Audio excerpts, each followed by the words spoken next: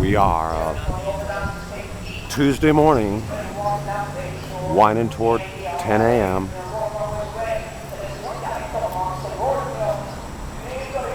Downtown Tampa, Florida.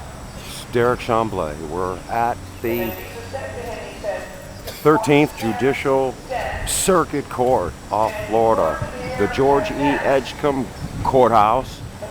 And we've got the street preachers here. That's Evan. It's been coming out for years, various locations. It's a beautiful, beautiful morning. People are coming in and out of the courthouse. And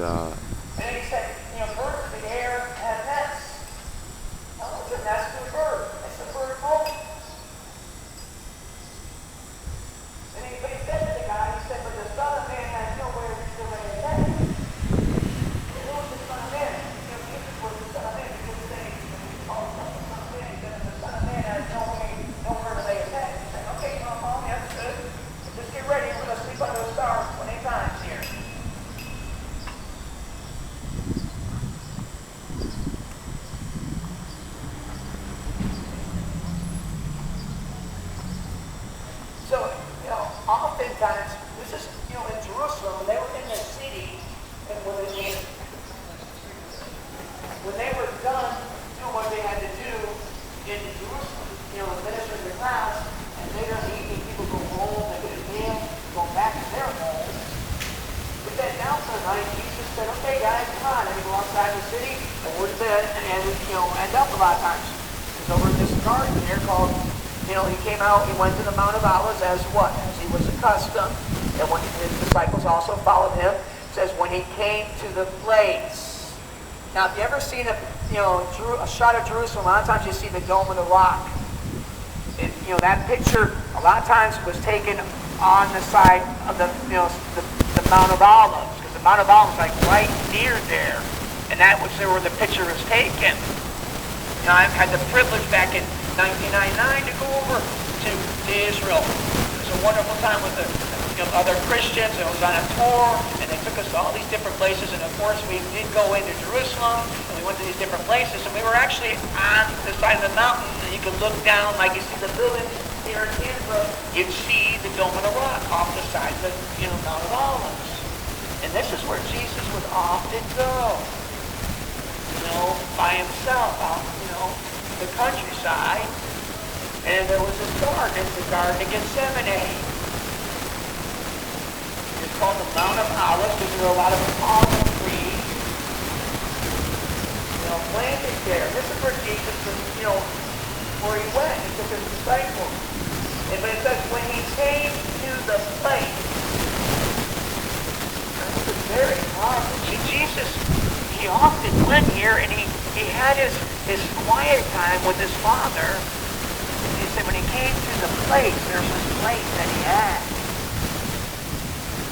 He had his disciples with him, and it says, he said to them, pray that you may not enter into temptation. Well, that's an interesting, statement, but what a very powerful thing. Jesus said here that you and I, we should pray that we may not enter into temptation. And he was withdrawn from them about a stone's throw, and he knelt down and prayed, saying, Father, if it is your will, take this cup away from me. Nevertheless, not my will, but yours be done. So he said that to his disciples, and he went a little further by himself, and he began to pray, saying, God, if it's possible, if it is your will, take this cup away from me. Nevertheless, not my will, but yours be done. Because he knew he was going to, shortly they were going to arrest him, and he was going to be, beaten terribly bad and tried falsely and lied at and eventually, judged to be crucified. and then go to the cross. So he knew all that was going to happen, but he still struggled with that. That's why he prayed, saying, Father, if it's possible, let this cup pass from me.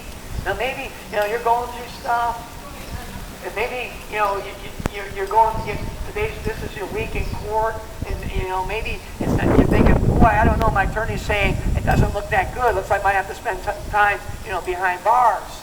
You pray, say, Father, if it's possible, let this cup pass from me. But then you say, nevertheless, not what I will, but what you will. I mean,